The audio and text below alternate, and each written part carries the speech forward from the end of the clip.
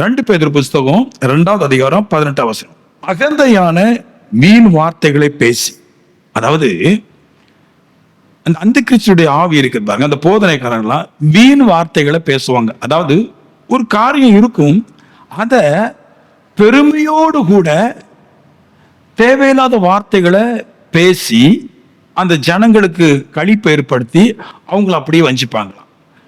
மனுஷன் இருக்கிற ஒரு பெரிய ஸ்பாவம், ஒருவர் பெருமையா பேசும்போது அவருக்கு களிப்பு உண்டாயிரும்.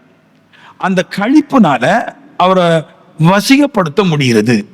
இப்போ பட்டிமன்ற பேச்சாளர்கள் இல்லைன்னா அரசியல்வாதிகளை, நல்ல ஞானம் உள்ளவங்களை பார்த்தீங்கன்னா, இப்போ அமெரிக்காவுக்கு போனவங்க எல்லாம் இப்போ அமெரிக்காவை பற்றிய சில பெருமையான விஷயங்களை பேசுவாங்க. சின்னதாக இருக்கும், அதை ரொம்ப பெருசா பேசுவாங்க இல்லையா?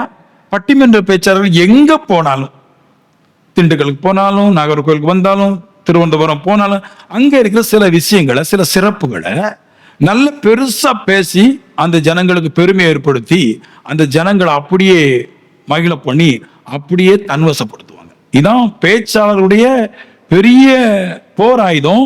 அந்த ஜனங்களை எப்படியாவது பெருமையாட்டு பேசி சந்தோஷப்பட்டு அப்படி அவங்களை தூக்கி நம்மளுக்கு சொந்தமா மாத்துறது. இதுதான் இந்த பேச்சாளர்கள், பிசாசுடைய பேச்சாளர்கள் இப்படிதான் ஜனங்களை அப்படியே தன்வசப்படுத்துறாங்க. அப்போஸ்தலர் நடவடிக்கையில 19வது அதிகாரத்துல ஒரு வார்த்தை இருக்கு. எபேசுல ஒரு கோயில் இருந்துச்சு. அந்த கோயில்ல தீனாள் என்கிற ஒரு சிலையை வச்சிருந்தாங்க. அப்ப அந்த ஊர்ல இருக்கிறவங்களுக்கு அந்த கோயில்ல ஒரு சிலை இருக்குது, அவ பேர் தீனாள், அவளுக்கு 26 மார்பகங்கள் உண்டு.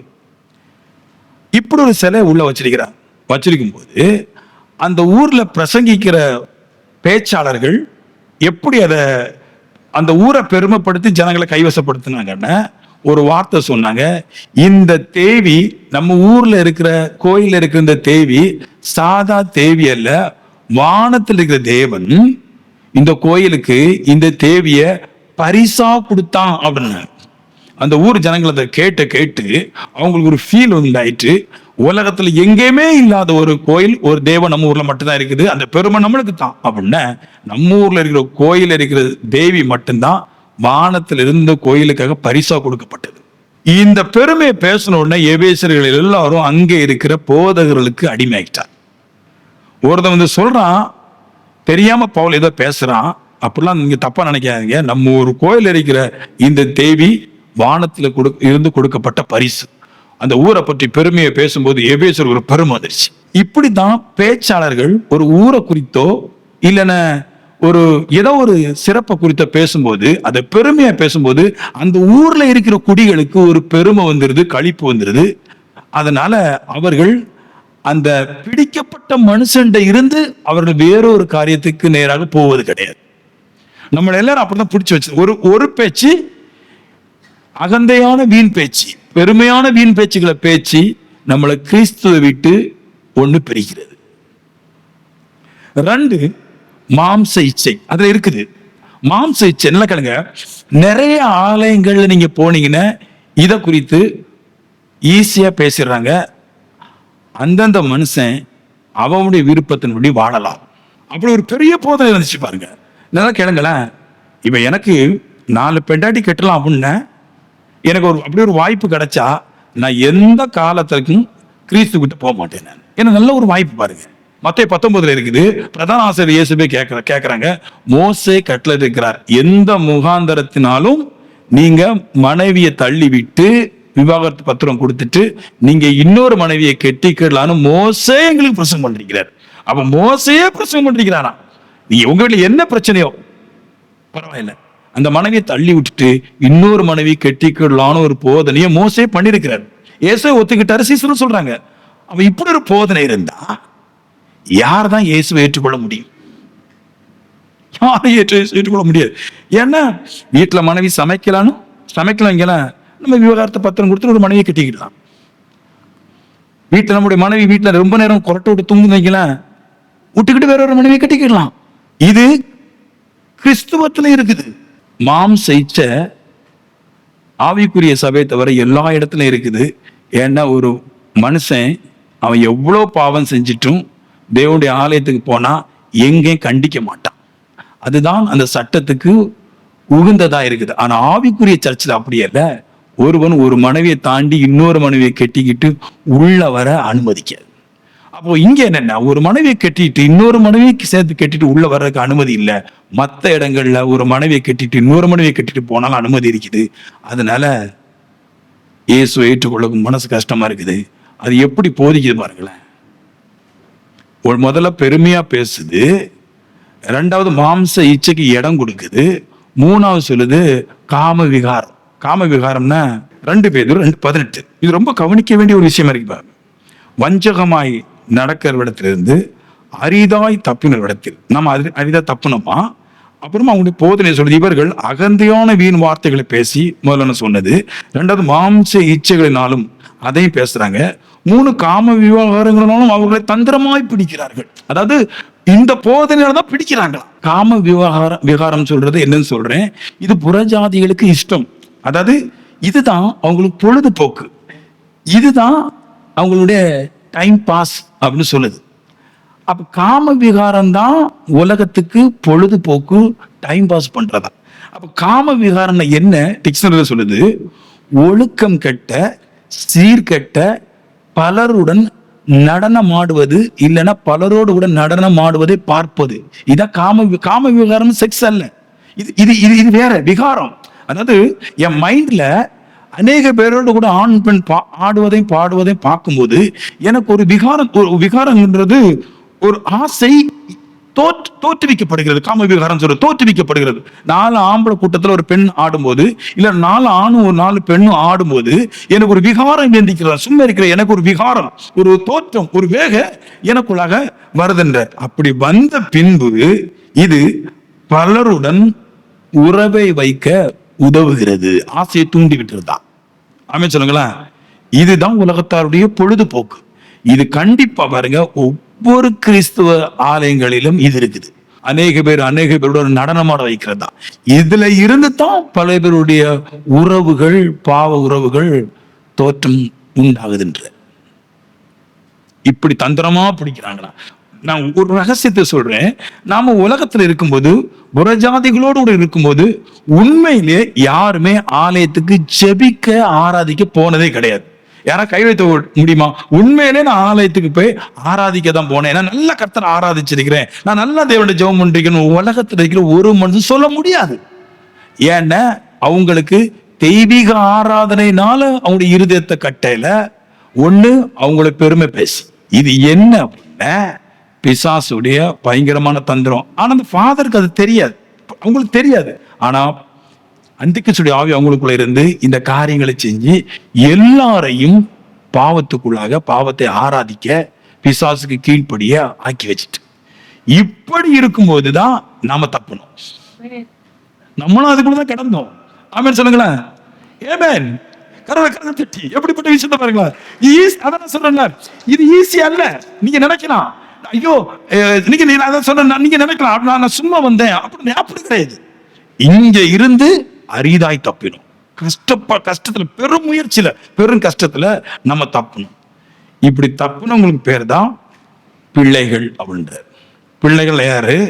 இந்த உலகத்தினுடைய பாவத்திலிருந்து, உலக போதனையில இருந்து, உலகத்தை சீரழிக்கிற இந்த அந்திக்கிறிஸ்துடைய போதனையில இருந்து தப்புனவங்களுக்கு பேர் தான் பிள்ளைகளே அப்படின்றார். அதனால அந்த வார்த்தை இருக்குது. வார்த்தை, அந்த வசனத்தின் வார்த்தை பிள்ளைகள் என்றார். யார் பிள்ளைகள்ல? உலகத்தை ஜெயிச்சவங்களுக்கு பேர் தான் தேவனுடைய பிள்ளை. ஞானஸ்தானம் சொன்ன போன வரேன், ஞானஸ்தானம் எடுக்கிறதல்ல தேவனுடைய பிள்ளை, திருவிந்து எடுக்கிறதல்ல தேவனுடைய பிள்ளை, இந்த உலகத்தை ஜெயிச்சவனுக்கு பேர் தான் தேவ பிள்ளை.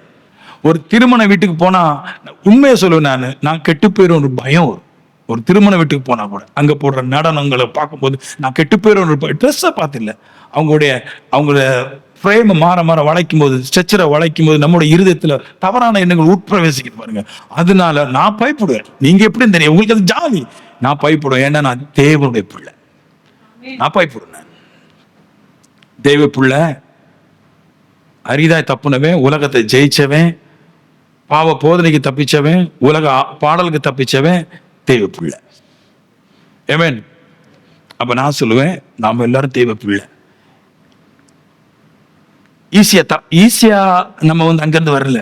நிறைய பேர் ஆசைப்படுறாங்க, ஆனா அவங்களால முடியல. எத்தனையோ பேரை சொல்லுவாங்க, நான் எப்படியா சர்ச்சைக்கு வர பாக்குறேன், என்னைக்கா கர்த்தர் என்னை கூப்பிடுவாரு, என்னைக்காவது அழைப்பாரு, ஆசை இருக்குது. ஆனா வர முடியவே முடியாது. ஏன்னா நான் ஒரு ரகசியம் சொல்ல போறேன், அந்த வார்த்தை எழுதி பாருங்க. பிள்ளைகளே, நீங்களும் உலகத்தை ஜெயிச்சீங்க. எப்படி ஜெயிச்சீங்க? தேவனால் உண்டாயிருந்து உலகத்தை ஜெயிச்சீர்கள் அப்படின்னு என்ன அர்த்தம்னா, இந்த போதனையை தாண்டி யாரும் வர முடியாது. மீறி நீங்க ஏன் இங்க வந்தீங்கன்னா, தெய்வம் உங்களோட இருந்துச்சு. நீங்க கேட்கலாம், நான் சபைக்கு போகாமலே தேவனோடு இருக்குமா? அதாங்க சத்தியம். வேதம் சொல்லுது, நீங்கள் என்னை அறியாதிருந்தும் என் நாமத்தை உங்களுக்கு தெரிவிச்சேன். அதாவது என்னைய பத்தி உங்களுக்கு தெரியாது, பார்த்தது கிடையாது, பிரசங்கத்தை கேட்டது கிடையாது, வசனம் கேட்டது கிடையாது. ஆனா நான் உங்ககிட்ட வந்து நின்னேன். நான் உங்ககிட்ட வந்து நின்னதுனால தான் நீங்க இந்த உலகம் தவறான வழியில இழுக்கும் போது நீங்க போகாமல் அங்கிருந்து தப்பிச்சு இங்க வந்தீங்க.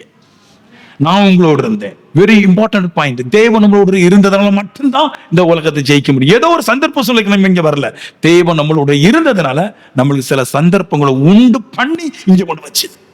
சில பேருக்கு கடன் இருக்கலாம், நீங்க சில பேருக்கு கோடிக்கணக்கு கடன் இருந்திருக்கலாம். ஐயோ, கடன் வந்ததுனால வந்தேன். நான் இல்ல, கடவுள் இருந்ததுனால கடன் வந்துச்சு, கடன் வந்ததுனால இங்க வந்தேன். கடவுள் இருந்துச்சு, அதான் உண்மை. கடவுள் இல்லைன்னா நம்ம கடவுளை பார்க்க கூடாதபடிக்கு பொருளாதாரத்தை வாங்கிட்டு நரகத்துக்கு போயிருப்போம். நம்மளோட கடவுள் இருந்ததுனால தான் இது இருந்தாலும் இந்த சபைக்கு போவான்னு சொல்லி தெரிஞ்சுக்கிட்டு அந்த சூழலை உண்டாக்கி கர்த்தர் இங்கே கொண்டு வைத்தது. தேவ உங்களோட இருந்ததுனால உங்களுக்கு சூழ்நிலைகள் அமைக்கப்பட்டது. நம்ம இங்க வந்து இருக்கிறோம். இந்த ஆவிக்குரிய சர்ச்சுங்கிறது யாருக்கும் பிடிக்காது. இங்க பராக்க பார்க்க முடியாது, சைட் அடிக்க முடியாது இல்லையா, கஞ்சா போட்டுட்டு வச்சுடிக்க முடியாது, கோட்டை அடிச்சுட்டு 3 நல்ல பிள்ளை அடிக்க முடியாது. நேர பிடிச்சப்ப பிராண்டி வாட்டை அடிக்க வெளியே ஆளா விட்டுருப்பாங்க, விட்டுருவான். இதெல்லாம் இங்க நடக்கும். பிடிக்கவே செய்யாது. எல்லாரும் ஊமையா இருந்துட்டு ஏதோ இன்னும் பிரசங்கம் பண்றாங்கன்னு தலையை ஆட்டி ஆட்டி பார்த்துட்டு இருப்பாங்க. என்னத்த இருக்கு? ஒண்ணுமே இல்லாத இடத்துக்கு வர முடியாது நம்ம. ஆனா கர்த்தர் இருந்ததுனால நாம வந்தோம். நல்லா புரிஞ்சுக்கோங்க. நீங்க சாதா ஆள் கிடையாது. உலகத்துல கோடி கோடி ஜனங்கள் இருக்கும்போது நம்மளை மட்டும் கர்த்தர் தேர்ந்தெடுத்தாரு. ஏன்னா நம்ம விசேஷித்தவர்கள். அவருக்கு பிடிச்ச ஏதோ ஒன்று நம்மகிட்ட இருக்குது. இப்படிதான் கண்ணி தெரிக்கப்பட்டு கொடும் பிரச்சனையில் அகப்பட்டும் கூட உலகங்களும் ஊர்களும் பாவங்களும் மனிதர்களும் பொல்லாத ஆவிகளும் நம்ம கிறிஸ்து விட்டு சேரக்கூடாது பல பிரச்சனைகளை பல போதனைகளை தந்தபோது கூட நம்ம இங்க வந்து இருப்பது காரணம் கர்த்தரே அந்த கட்டுகளை கண்ணிகளை உடைச்சு இங்க கொண்டு வச்சார். ஆமென், ஆமென் சொல்லுங்களேன். எவ்வளவு பெரிய கிருபை பாருங்க இது. அதான் பிள்ளைகளே, நாம் அவர்களை தேவனால் உண்டாயிருந்து ஜெயிச்சோம். இதை மைண்ட்ல எப்பயும் வச்சுக்கணும். நான் அல்ல இங்க சர்ச்சுக்கு வந்தது, என்னுடைய திராணி அல்ல, என்னுடைய ஞானம் அல்ல, என்னுடைய அறிவு அல்ல, தேவனின் பக்கத்துல இருந்ததுனால நான் இங்க ரசிக்கப்பட்டிருக்கிறேன். ஞானிகளும் செல்வந்தர்களும் அறிவுள்ளவர்களும் புத்தி உள்ளவர்களுக்குமே இது புரியல, நம்மளுக்கு புரியுது. நம்ம ரசிக்கப்பட்டது கர்த்தருடைய மகா கிருபை. சில பேர் சொல்லலாம், எங்க அம்மா இல்லைன்னா சர்ச்சுக்கு வர மாட்டேன். அப்படி இல்லை, உங்க அம்மாட்ட கர்த்தர் இருந்துச்சு, ஓண்டையும் கர்த்தர் இருந்துச்சு, அதனால உங்க அம்மா மூலமா உன்னை சர்ச்சுக்கு கொண்டு வருது. ஏமேன். உங்களோட கர்த்தர் இருந்துச்சு, உங்களை கர்த்தர் நேர பேச உங்களை கொண்டு வர முடியாது. அதுக்கு வேண்டிய சில சூழ்நிலைகள் உண்டு பண்ணி உங்களை பிடிச்சு உள்ள கொண்டு வந்துச்சு. ஆமென் சொல்லுங்களேன். உங்களுக்கு புரிஞ்சுச்சா நம்ம எப்படி சர்ச்சுக்கு வந்தோம்? நம்மகிட்ட இதை கன்ஃபார்மா நீங்க வந்து இதை உறுதிப்படுத்திக் கொள்ளுங்க. உங்ககிட்ட தேவன் இருக்குது. உங்களுக்கு உள்ள வராம இருக்கலாம், ஆனா உங்ககிட்ட தேவன் இருக்குது. தேவன் இருந்ததுனால மட்டும்தான் நம்ம இங்க இருக்கிறோம்.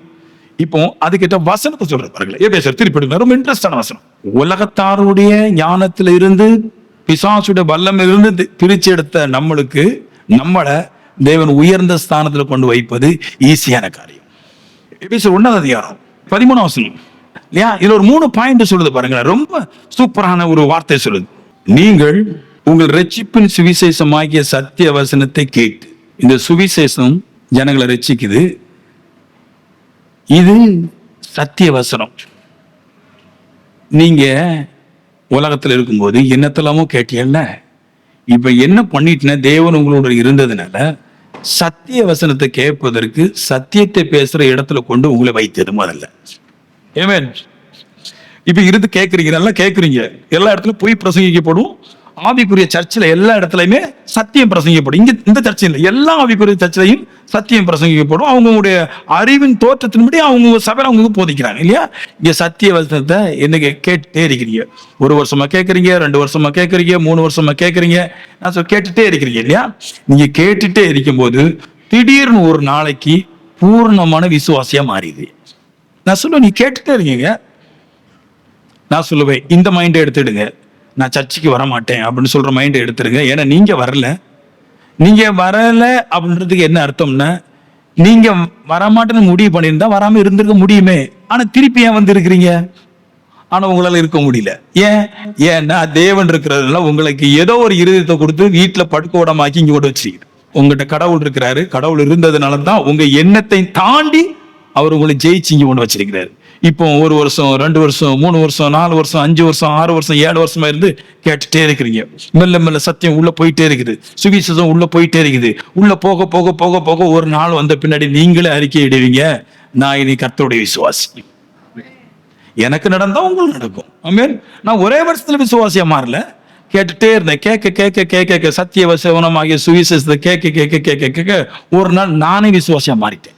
நான் சொல்லுவேன், 99% விசுவாசி எல்லா இடத்துலயும் இருப்பான். ஆமென் ஆமென் சொல்லுங்களா. எல்லா கல்யாணத்துக்கு போயிடுவான், எல்லா இடத்துலயும் இருப்பான். விசுவாசி எல்லா இடத்துக்கும் போவான். நானும் விசுவாசி ஆயிட்டேன் இல்லையா? என்னோட ஃப்ரெண்டு மார்க்க பஹ்ரைன்ல பார்க்கு போவாங்க, கிளப்புக்கு போவாங்க. நான் ஒரு விசுவாசி தான். நாங்களாம் போக மாட்டேன், சேர்ந்து கூட போவேன். அவங்க உள்ள போயிடுவாங்க, நான் வெளியே நின்று இருப்பேன். அவங்க உள்ள போயிட்டு வெளியே வருவாங்க, அவங்க கூட தான் சுத்திட்டே இருப்பேன். ஒரு விசுவாசிக்கு சம்பந்தமே கிடையாது. விசுவாசி அப்படி இருந்தேன்.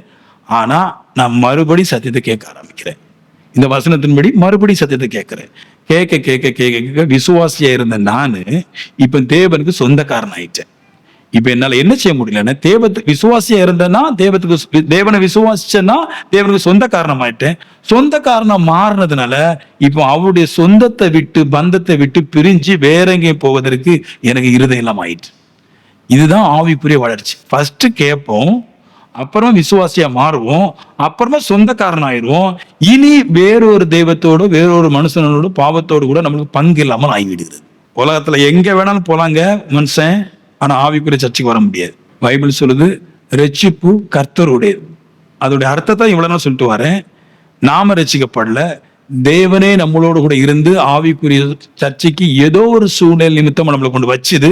நல்ல கேளுங்க, விசுவாசி எப்ப சொந்தக்காரன் ஆகுறான், அது ரொம்ப இம்பார்ட்டன்ட். எந்த பிள்ளையும் தகப்பன் அப்படிங்கிற சொந்தத்துல இருக்கிறவன் என்ன பிரச்சனை இருந்தா வீட்டு விட்டு வெளியே போக மாட்டான். 1:4 சொல்லுது, பிள்ளைகளே அப்படின்றார். நாம தெய்வத்துக்கு பிள்ளை என்கிற சொந்தத்துல இருக்கிறோம். அடிச்சாலும் பிடிச்சாலும் அவரை விட்டு போக மாட்டோம். சொல்லுங்களேன், இந்த சொந்தம் எப்படி வந்துச்சுங்கிற சூப்பர் ஒரு டீட்டெயில் கொடுக்குறாரு. நம்ம அவிசுவாசி இருந்தோம், பின்பு சத்தியத்தை கேட்டோம், அப்புறமா விசுவாசியா மாறணும், அப்புறம் தேவனுடைய சொந்த காரணம் மாறணும் இல்லையா? இந்த 4 ப்ராசஸ் நடந்துதான் இப்போ ஒரிஜினல் சொந்த காரணம் மாறிடும். இந்த சொந்தம் எப்படி வந்துச்சு கேட்டுச்சுன்னா, பைபிள் சொல்லுது, எபேசியர் 1:13 நான் சொன்ன வார்த்தையின்படி அப்படியே படிச்சிருந்து கீழே சொல்லும், பரிசுத்த ஆவியானவரால் நாம் முத்திரை போடப்பட்டோம். அதாவது தெய்வம் நம்மளை அழைச்சி சபைக்கு கொண்டு வந்தது. அப்புறமா வார்த்தையை கேட்டோம், இயேசு கிறிஸ்துவை பற்றி வார்த்தையை கேட்டோம். இப்போ ஒரு விசுவாசம் கிறிஸ்து மேல வந்த போது பரிசுத்த ஆவி எல்லாமே அவங்க தான் செய்யறாங்க.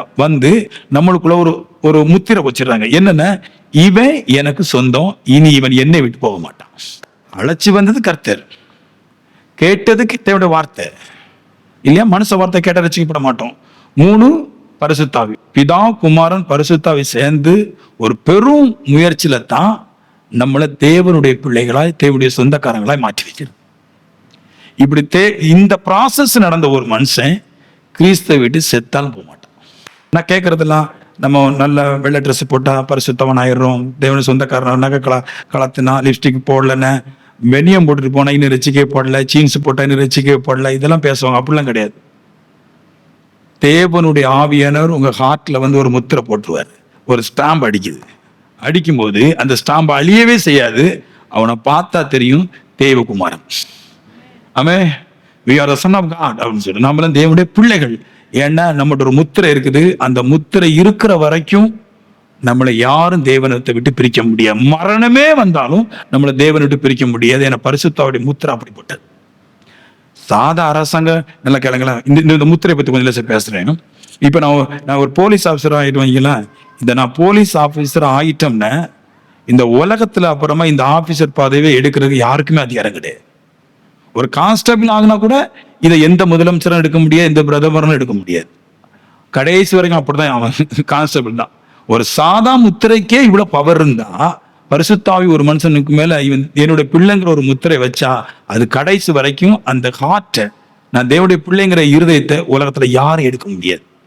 இந்த சத்தியத்தின்படி பார்த்தா நிறைய பேர் விசுவாசிகளா இருக்கும், ஆனா சொந்தக்காரங்களாகல. என்னைக்கு பரிசுத்த ஆவி வருதோ அன்னைக்கு சொந்தக்காரன் ஆயிட்டான். அப்புறமா அவனை பார்த்தா இந்த உலகத்தை ஜெயிப்பான்.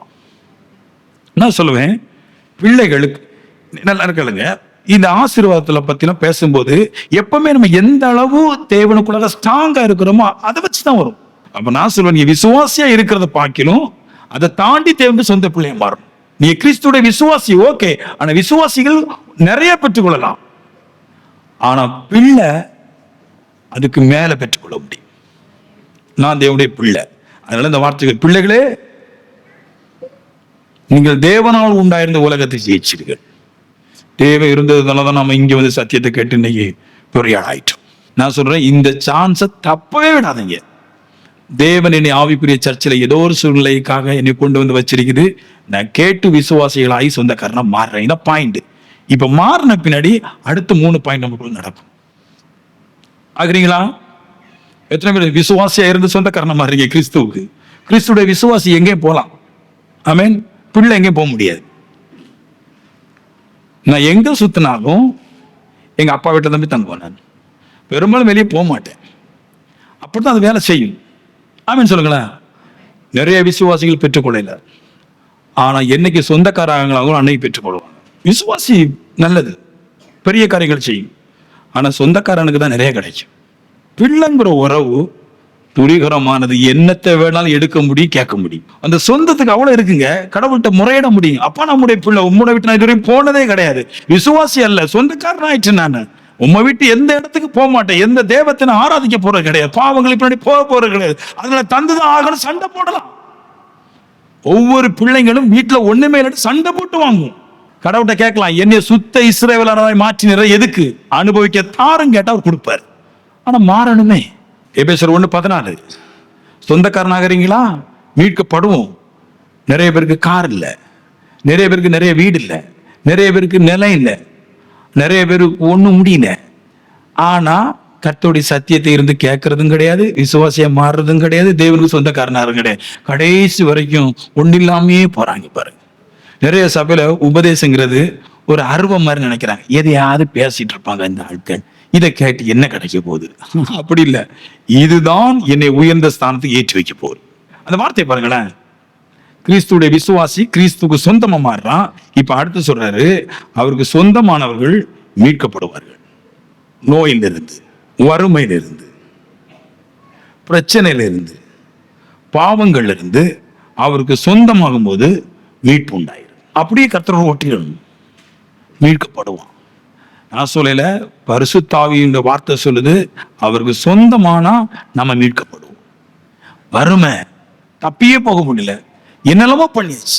உரமா சொல்லுது, எவ்வளவு சீட்டு போடணுமோ போட்டாச்சு, எவ்வளவு லோன் எடுக்குமோ எடுத்தாச்சு, கடன் கூடிட்டே இருக்குது. இங்க பணத்தை வச்சுட்டு ஒரு ஏசு இருக்கிறாரு.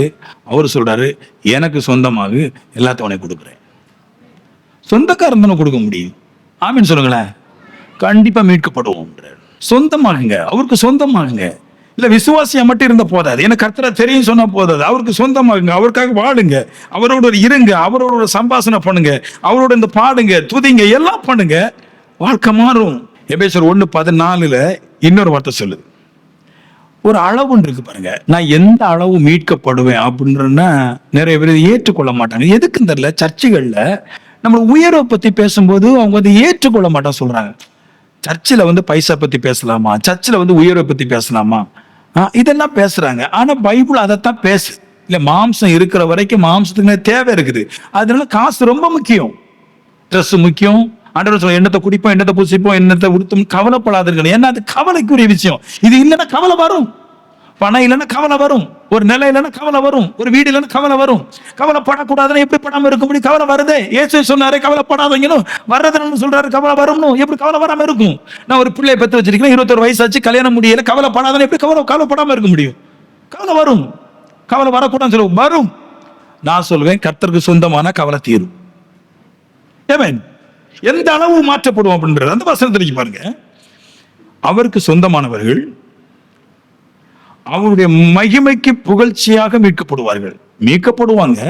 எந்த அளவுன்னு சொல்லுது, அவருடைய மகிமையை போல நம்மளுக்கு ஒரு மகிமை, ஒரு புகழ்ச்சி, அவருடைய புகழ்ச்சியை போல நம்மளுக்கு ஒரு புகழ்ச்சி உண்டாகும். அவர் எப்படி சாப்பாட்டுக்கு கஷ்டம் இல்லாம இருந்தாரோ, அவர் எப்படி நோய்களை சிக்கி கொள்ளாம இருந்தாரோ, அவர் எப்படி வாதையில சிக்கி கொள்ளாம இருந்தாரோ, அவர் எப்படி நல்ல வாகனத்துல போனாரோ, அப்படி போல ஒரு புகழ்ச்சி நம்மளுக்கு இந்த பூமியில உண்டு. அவருடைய மகிமைக்கு புகழ்ச்சியாக மீட்கப்படுவார்கள். அப்படி ஒரு மாற்றம் நம்மளுக்கு உண்டு, நம்மளுக்கு கிடைக்கும். அது கண்டிப்பா வரும், வந்து ஆகாது. அந்த அளவு மாறுவாங்க. இயேசு ஒரு காலம் நோயில இருந்தது கிடையாது, ஒரு காலம் இயேசு பசியில் இருந்தது கிடையாது, ஒரு காலம் இயேசுக்கு ட்ரெஸ் இல்லாம இருந்தது கிடையாது, இயேசுட்ட பணம் இல்லாம இருந்தது கிடையாது. கையில ஒரு யூதாஸ்ங்கிற பிஏ வச்சிருந்தார், தங்கம் பொண்ணும் குவிஞ்சு கிடந்துச்சு, அவர்கிட்ட எல்லாம் இருந்துச்சு. நான் சொல்லுவேன், கிறிஸ்துக்கு சொந்தமாகிற மனுஷன் அவருடைய மகிமைக்கு புகழ்ச்சியாக மீட்கப்படுவார் அப்படின்றாரு. ஆவியானவர் நம்முடைய சுதந்திரத்தின் அச்சாரமா இருக்கிறார். அதாவது நல்லா கேளுங்களேன், நம்ம கையில இருக்கிற தாலி எடுத்து ஒரு மனைவிக்கு கட்டிடுறோம் இல்லையா, மூக்கணாங்கயிறு மாதிரி கட்டி நீ எனக்கு அடிமைன்னு சொல்றோம்ல, அதே போலதான் தெய்வம் தன்னிடத்துல பரிசுத்தாவின் ஒன்று இருக்குது. அதை எடுத்து நம்ம மேல வைக்கும் போது, இப்போ ஒரு கணவனுக்கு மனைவி என்ன உறவோ அதே மாதிரி தெய்வத்துக்கு நம்ம ஒரு ஸ்திரியை போல, ஒரு மனைவியை போல உறவாயிரும். இதை எபேசுல சொல்றாரு இல்லையா, சபையும் கர்த்தரும் கணவன் மனைவியும் ஒப்பிட்டு பேசுது. எப்படி சபையும் கர்த்தரும் கணவன் மனைவியும் ஒப்பிட்டு பேசுறாங்கன்னா, கிறிஸ்து எனும் கணவன் மனைவியை நம்மளுக்கு பரிசுத்தாவின் தாலியை கட்டி வச்சுக்கிறார். இந்த உறவு இருக்கிற வரைக்கும் நம்ம என்ன போட்டாலும் அவங்களும் போடுவாங்க. தெய்வம், கிறிஸ்துங்கிற தெய்வம் பரிசுத்தாவிங்கிற தாலியை கொண்டு நம்ம மேல போட்டதுனால அவருக்கு உண்டானது எல்லாம் நமக்கு சொந்தம். என் மேல பரிசுத்தாவி அவர் வச்சதுனால அவருடைய மகிமைக்கு புகழ்ச்சியாக நான் மீட்கப்படுறேன். அந்த அளவுக்கு மாறினார். சுதந்திரம்னு ஒரு வார்த்தை இருக்கு. சுதந்திரம்னு ஒரு வார்த்தை, இது என்ன அப்படின்னு சொல்றோம் பாருங்களேன். என்னைக்கு பரிசுத்தாவி நம்ம மேல வந்துச்சோ அப்பவே பரலோக ராஜ்யத்துல இருக்கிறது எல்லாவற்றையும் நம்ம சுதந்திரித்துக் கொள்ள முடியுன்றார். சுதந்திரவாளி ஆயிட்டோம், சொந்தக்காரன் ஆயிட்டோம். பிள்ளை மாதிரி ஒரு ஃபீல் கொடுக்குது. நான் சொல்ல, பிள்ளை போக முடியாத இடத்துக்கும் மனைவி போக முடியும். மனைவிக்கு மட்டும் இந்த சுதந்திரம் இருக்குது. அப்போ இந்த அச்சாரங்கிறது இன்னொருக்க சொல்றேன், சரியா? இந்த அச்சாரம், இந்த சுதந்திரத்தை சொன்னேன், அச்சாரம் பாருங்களேன். நல்ல ஒரு BMW காரை வச்சுக்கிடுங்களேன், சரியா? நல்ல ஒரு BMW கார் இருக்கு. அந்த காரோடைய இந்த அச்சாரம் என்ன சொல்றேன் பாருங்க. கார், அந்த காருக்கு தேஞ்சு போன டயர் இருக்கு, 4 டயர், சரியா? ஆனா கார் முழுக்க சூப்பர், உள்ள இன்ஜின் சூப்பர், சீட்டு சூப்பர், நல்ல டிவி இருக்குது, எல்லாம் பக்கா இருக்குது. ஆனா 4 டயரும் பிஞ்சு போயிருக்குது. ஆனா இந்த 4 டயரையும் அந்த லாக் பண்றாங்களா, போல்டு போட்டு, அச்சாரம் சக்கர வண்டியில போட்டு, இந்த மாட்டு வண்டியில போடுவாங்க, அதுக்கு பிறகு அச்சாரம். இப்போ அது மாட்டு வண்டியை விட்டு மிஷின் வண்டி வந்ததுனால 4 போல்டு பண்ண மாட்டோம், அதான் அச்சாரம். இந்த பெரும் BMW கார்ல இந்த பழுதையா மோசமா போன 4 டயரும் சேர்த்து வச்சா, இதை பிஞ்ச டயர்னு சொல்றது கிடையாது. அதோட உங்களுக்கு இதை பார்த்துட்டு பாருங்க BMW கார் எப்படி இருக்குது. ஆனா இதுக்கு ஒண்ணும் உதவாது. ஆனா அந்த அச்சாரம் பிடிச்சு வச்சிருக்கிறதுனால இப்போ இந்த 4 டயரும் தனியா பிரிச்சு பார்க்காம BMW ஒரு மதிப்பே இருக்குது. அது டயர் இத்து போனா என்ன, செத்து போனா என்ன, BMW தான். அதான் சொல்றாரு, நான் எந்த அளவு மோசமான ஆளா இருந்தா சரிதான், பரிசுத்தாவி என்னோட கூட என்னை தேவனோட இணைச்சிட்டான். அப்புறமா என்னைய பார்க்கும்போது விலகினமா யாரும் பார்க்கறதுக்கு என்னை தேவன் அனுமதிக்கிறது கிடையாது. எந்த டயரும், மோசமான டயரும் BMW ஆடியோட சேர்ந்தா அந்த டயரை யாரும் விலகினா பார்க்க மாட்டான். அது அப்படிதான் மனசு செட்டிங். அப்படித்தான் நான் எவ்வளவு விலகினமான மனசுல இருந்தாலும் சரிதான், ஆவியானவர் வந்து என்னை தேவனோட இணைச்சிட்டா என்னை யாரும் விலகினமா பார்க்க கூடாதபடிக்கு எனக்கு ஒரு மகிமை தேவன் கொடுக்கிறார். தெய்வத்தால ஜெயிச்சோம், பின்பு விசுவாசியா மாறணும், பின்பு ஆவியை பெற்று அவருக்கு சொந்தக்காரனா மாறணும். சொந்தக்காரனா இருக்கிறதுனால அவருடைய எல்லாவற்றுக்கும் சுதந்திரவாளியா மாறுறோம். சுதந்திரவாளியா மாறுறது மட்டும் இல்ல, அவருடைய மகிமையை போல ஒரு புகழ்ச்சி நம்மளுக்கு உண்டாயிடும். நான் தேவனுடைய பிள்ளை, தேவனுடைய வீட்டுல தான் இருக்கணும். பைபிள் சொல்றது, தேவனுடைய தீர்க்கதரிசி ராவும் பவுலும் அவருடைய ஆலயத்துல தங்கி இருக்கிறான். நான் அங்கதான் இருப்பேன், நான் அவரோட தான் இருப்பேன். எனக்கு இந்த உலகத்தை ஜெயிக்கணும். சும்மா என்னோட வாழ்க்கைய தேவனுடைய வார்த்தையை கேட்காம இப்படியே பலகீனமா கெட்டு போனா விரும்பல. தேவனுடைய வார்த்தையை கேட்கறதுனால அவருடைய மகிமையை போல எனக்கு ஒரு மகிமை கிடைக்குன்னா அதை நான் எப்பவும் கேட்டுதான் இருப்பேன். அது வசனத்தை வாசிச்சு கேட்பேன், பாடல் மூலமா கேட்பேன், தீர்க்கதரிசனம் மூலமா கேட்பேன், கேட்டுக்கிட்டே இருப்பேன். என்னுடைய லட்சியம் கிறிஸ்து இயேசுவை போல நானும் உயரும். ஒரு ஆண்டவருடைய பிள்ளைன எல்லா அறிகுறியும் இருக்கணும். ஆமென் சொல்லுங்க. சும்மா பாடிக்கிட்டு கை தட்டிக்கிட்டு எனக்கு அது ஃபீல் நல்லா இல்லை. மரணத்துல கிடக்கிற ஒரு மனுஷன் நம்ம உயிரோடு எழுப்பணும். ஒரு விஷயம் தாகமா கிடக்குற என்னால முடியவே செய்யாதுன்னு அதுல ஒரு சின்ன உதவி நம்ம செய்யணும். அதுதான் ஆவிக்குரிய மனுஷன், அதான் தேவனுடைய பிள்ளை.